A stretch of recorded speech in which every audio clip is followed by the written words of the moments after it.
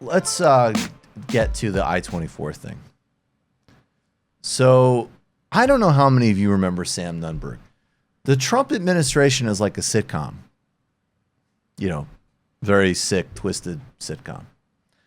And there's your recurring characters. Rudy Giuliani. Obviously, it stars Trump.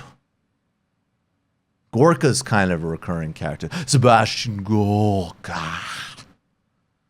All of these ridiculous people. But what's great is that you have like Carter Page. You have all of these various wackos who have like their time in the sun. And one of these gentlemen was a guy named Sam Nunberg. I returned to I-24 the other day.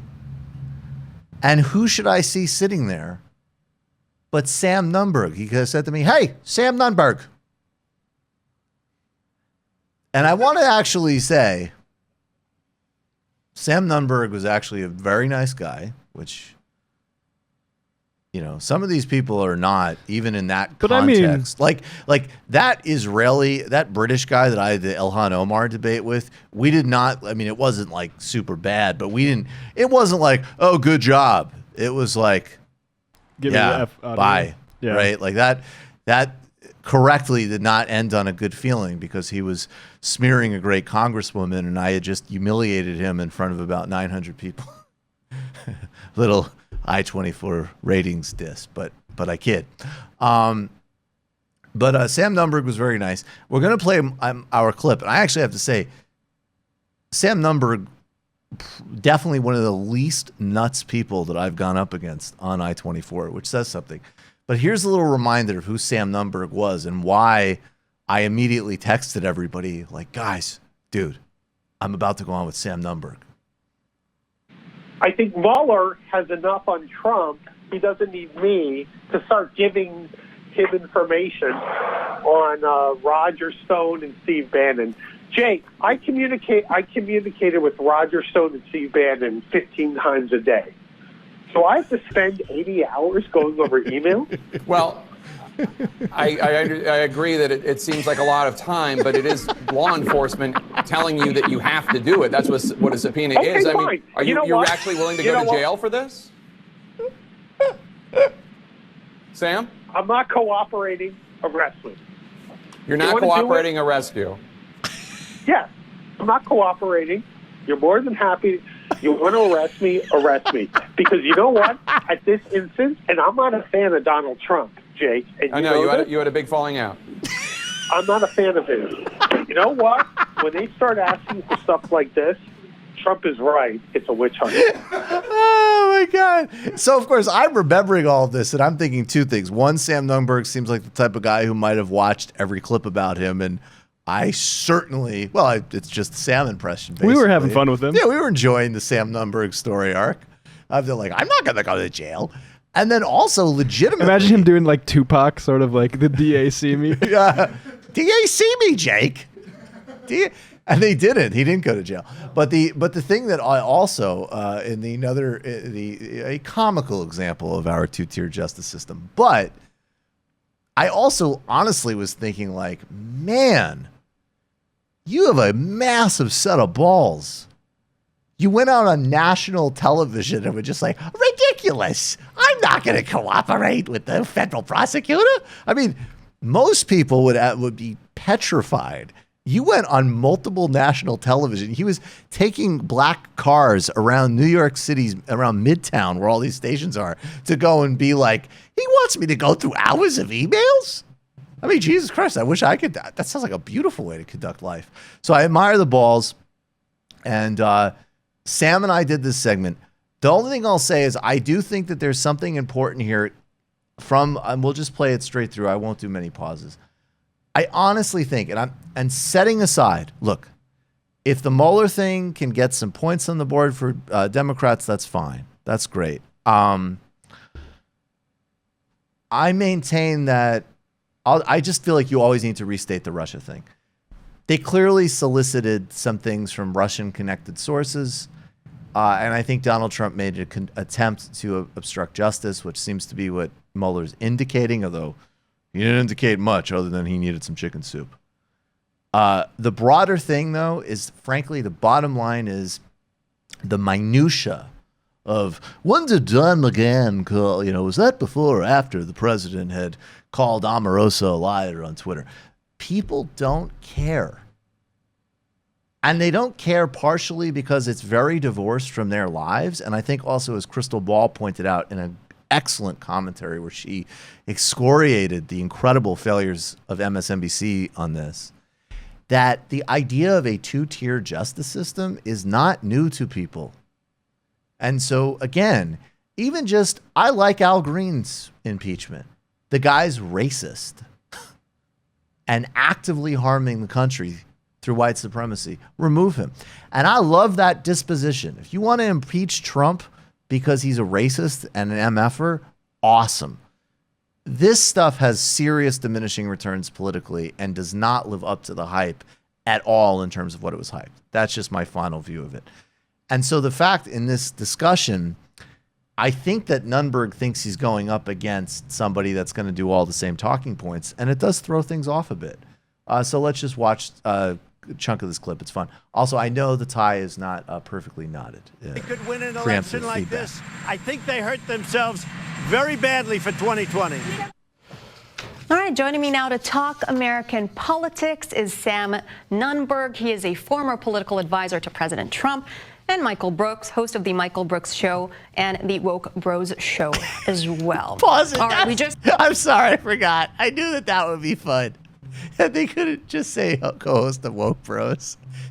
Anyways, heard President Trump.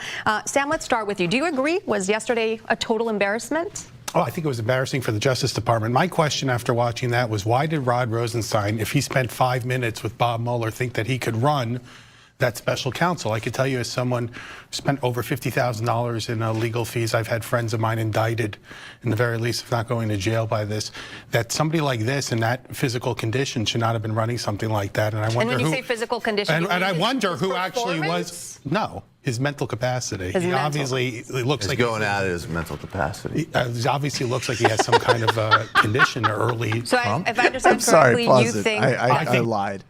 At this point, I'm just like, it might not be as good as I'd really want, but I'm just having fun.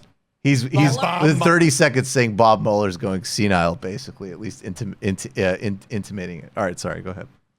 Mueller is like mentally ill. No, has like early dementia. Interesting. Michael. I'm going to go with the non-early dementia take on it. All right. What do you have to say? Less about his performance, but more about the overall testimony. Did we learn anything new? And as Trump just said, was it an embarrassment? Is it a victory for Trump? I mean, let's not have Donald Trump running around using the word embarrassment, right? Like, if we're talking about embarrassments, he is a daily embarrassment if you want to talk about it on that level. But I've always been of the school that if you broaden the lens to a broader look at corruption, at things like the emoluments cause, at things like a clause, at things like Congressman Al Green, in fact, talking about the guy just being a bigot and an incompetent, you could put some points on the board that way. This Russia thing, from my view, was way overblown. It did reveal some things. I think Mueller was pretty clear as he could be, in what was a weak performance that indicated strongly that, look, if this guy wasn't president, he probably would get indicted for something. Although he did retract that. Well, but that was what he said in the moment, right? And it's indicated in the report if you want to get into the minutia of it. But I think more broadly, there needs to be an aggressive political approach at this administration and an actual left Democratic strategy moving forward. People at a certain point, when did the president call this person before, and all of this minutia, the bigger points get lost about what a dangerous situation we're in and the bigger long-term trends that predate Trump that we have to deal with.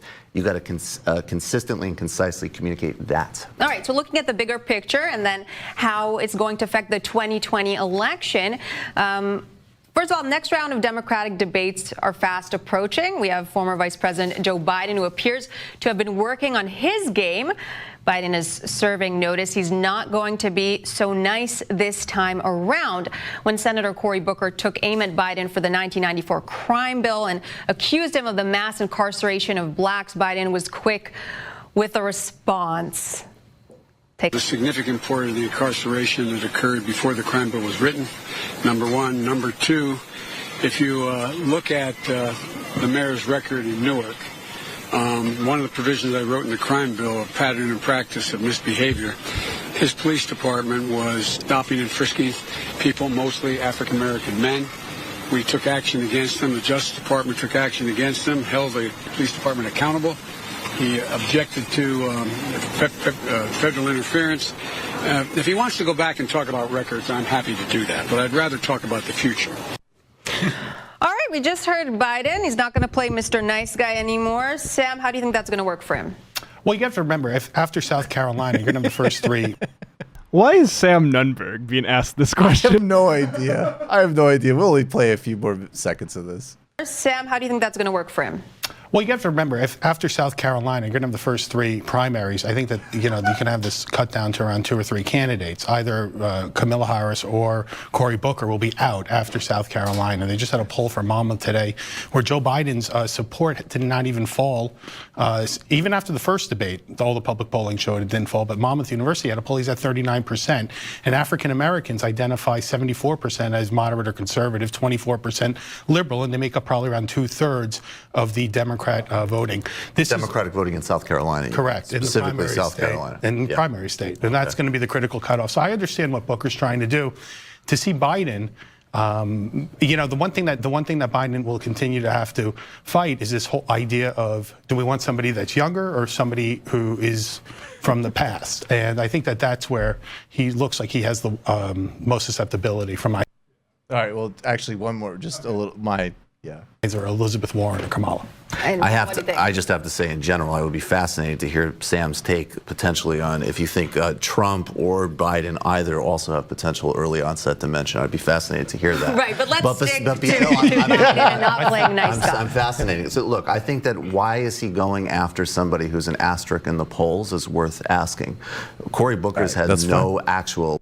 I just wanted to get to my callback. Nunberg gunning for Nate Silver's job. Yeah, over there. I prefer Nunberg to Nate Silver. Or And to Saliza. I gave, and it's funny because I went on to talk about Biden and trade in the credit card industry, and after it was over, Nunberg was like, "Oh, so you're a Bernie guy."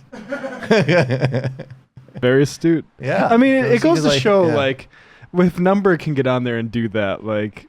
Yeah, Nate Silver. None of these people need to be making millions and millions of dollars for doing that. Indeed. The upshot is #unfollow Nate Silver. Yeah. You've just watched a Michael Brooks show video, and you can watch all of our full main live shows every Tuesday night at around 7 p.m. Eastern Time, and subscribe to get all of the clips you want. We're covering the globe.